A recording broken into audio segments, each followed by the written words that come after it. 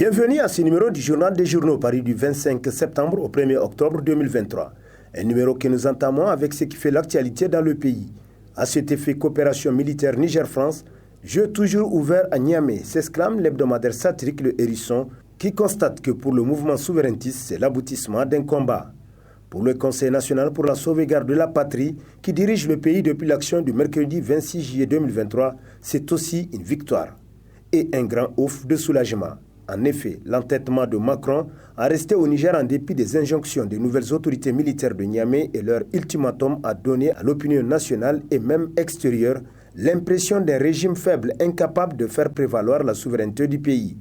Voilà, à présent, le CNSP débarrassé de cette tare d'après le satirique pour qui, en décidant du retrait du dispositif militaire français selon son agenda, Macron veut transformer sa défaite en victoire. Certes, la France s'en ira du Niger, mais ce sera à son rythme. Dans sa sortie du dimanche 24 septembre 2023, le président Macron affirme que la rupture de la coopération militaire entre le Niger et la France est motivée par deux choses. D'une part, parce que son pays ne traite pas avec des putschistes et d'autre part, les autorités de fait du Niger n'en veulent pas. Ça y est, les lignes commencent à bouger dès lors que Macron reconnaît au CNSP la qualité des autorités du Niger, constate Le Hérisson qui conclut. Ce qui n'est pas rien pour celui qui sait lire la politique entre les lignes. Assainissement des finances publiques, Coldef a fixé fortement la culture de l'intégrité, titre à sa une le bimensuel Le Troisième œil, d'après qui la création de cet organe de répression répond aux motivations ayant conduit au changement intervenu dans le pays le 26 juillet 2023. Les biens publics sont sacrés dans une république de dignité. Malheureusement, plusieurs rapports des organisations internationales et nationales de lutte contre la corruption, de même que les autres institutions autorisées, rapportent que la corruption s'est convenablement installée dans toute la chaîne de gestion des affaires publiques au Niger ces dernières années, constate le bimensuel qui renchérit. D'ailleurs, les différents rapports généraux de la Cour des comptes sont des exemples concrets et ont démontré clairement que le Niger est sérieusement confronté à un niveau élevé de corruption. Ainsi, pour permettre à la Coldef de faire la différence, il est souhaitable de procéder à la création d'une cellule rattachée à elle, composée des agents secrets qui peuvent accéder à tous les documents publics, y compris ceux de la présidence de la République, de la primature et de toute autre institution et ou ONG et association, selon le Troisième œil. Avis de recherche à l'encontre de 25 personnes de l'ancien régime, ils ont tenté de renverser le CNSP.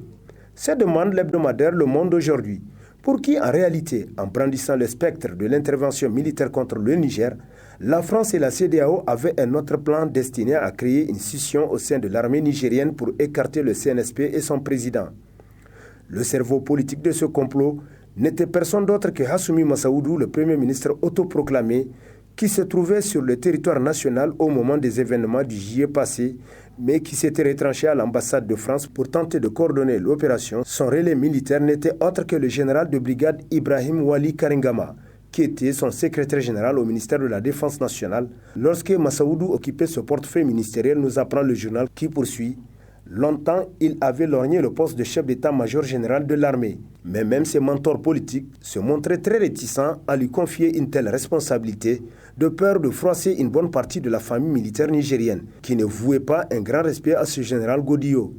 Aujourd'hui, des avis de recherche nationale et internationale sont émis contre ces comploteurs nationaux. Ainsi, avis est donné même aux forestiers, aux surveillants du territoire national de conduire ces individus recherchés si jamais ils arrivaient à les appréhender au premier poste de police ou de gendarmerie. Vivement donc que le procès de ces apatrides s'ouvre, quitte à les condamner par contumace, conclut Le Monde aujourd'hui. La souveraineté à l'épreuve des faits, la nationalisation de la Sine, de Samira et de Mango s'impose, titre entre autres à sa une l'hebdomadaire Le Courrier, selon qui, outre les mesures visant à rationaliser les dépenses de l'État, le gouvernement de Mohamed Ali Lamine Zen s'attelle également à ramener dans l'escarcelle de l'État des sociétés privatisées, des sociétés dont la privatisation a été plutôt un échec cuisant, sinon un véritable gâchis. C'est le cas de la Sine dont le processus de rationalisation est déjà en cours selon les sources de l'hebdomadaire, pour qui privatiser pour un essai de 2 ans, au bout duquel l'évaluation attendue n'a jamais eu lieu, la Sine a échoué entre les mains de l'homme d'affaires français et ami d'Issoufou Mahamadou Vincent Bolloré. Et depuis que Vivendi, c'est sa société, a fait main basse sur la Sine, l'eau est devenue plus chère sans être pour autant plus potable pour la consommation humaine. Ce n'est pas un hasard si l'ancien ambassadeur de France au Niger déclaré persona non grata par les autorités nigériennes, a déclaré en février 2023 que même l'eau que vous buvez est française, nous rappelle le journal pour qui, histoire de dire néocolonialisme et paternalisme oblige que la Sine appartient à un Français. La Sine n'est pas l'unique société dont la privatisation a été un gâchis. Le cas de Samira, la société d'exploitation de l'or, est carrément un cas d'escroquerie. De sa privatisation à la chute du régime de la 7e République, ce sont des centaines de kilogrammes d'or qui ont été exportés au détriment de l'État selon le journal qui poursuit. Dans le lot des sociétés qui vont bientôt tomber dans la sébile de l'État, affirmation et souveraineté obligent. Il y a aussi celles qui ont été créées par d'anciens dignitaires véreux avec les moyens et les attributs de l'État.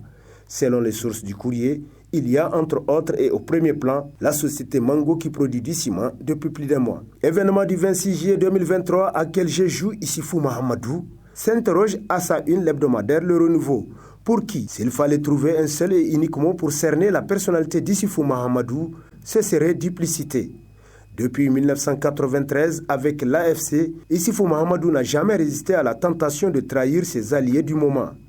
Mahaman Ousmane et Hama Amadou, pour ne citer que ces deux, en savent quelque chose d'après le journal qui constate que ces semaines-ci, le comportement de l'ex-chef de l'État à l'endroit de son compagnon politique de 30 ans alimente les débats au Niger comme en dehors de nos frontières.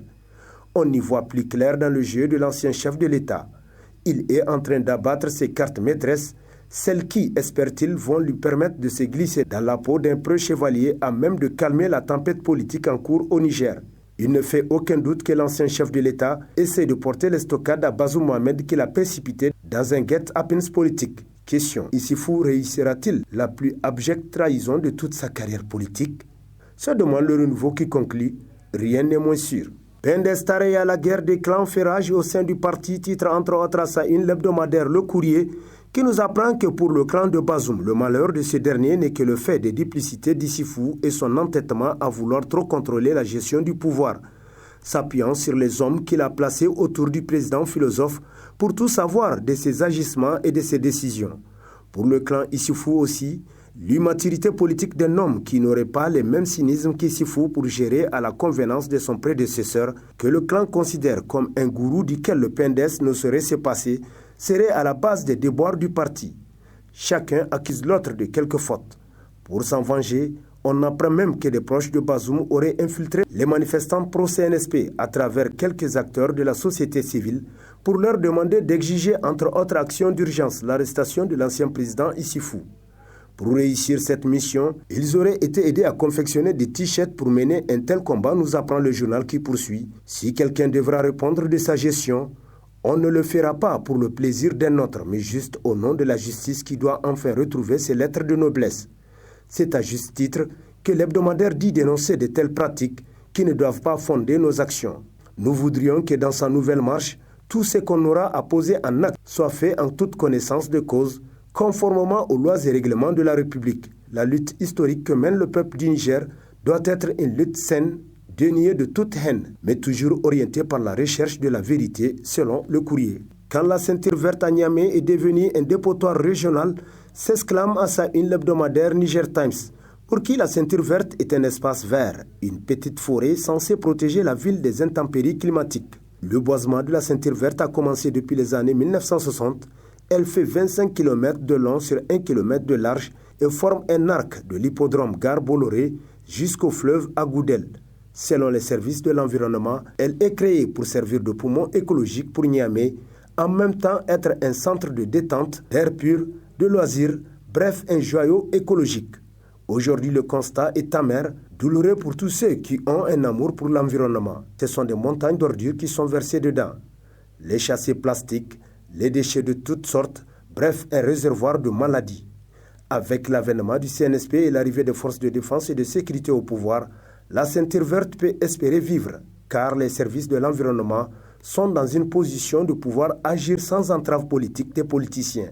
Les agents des eaux et forêts ont plus d'attitude d'intervenir et nous éviter de dire sans suite, conclut Niger Times. SNS et FOPrimes, un consortium de référence sous l'impulsion d'un professionnel aguerri, titre à sa une le bimensuel L'Étincelle, pour qui l'apport d'une société privée de sécurité reste inestimable dans la lutte contre l'insécurité. Il n'est même pas à souligner, il est évident.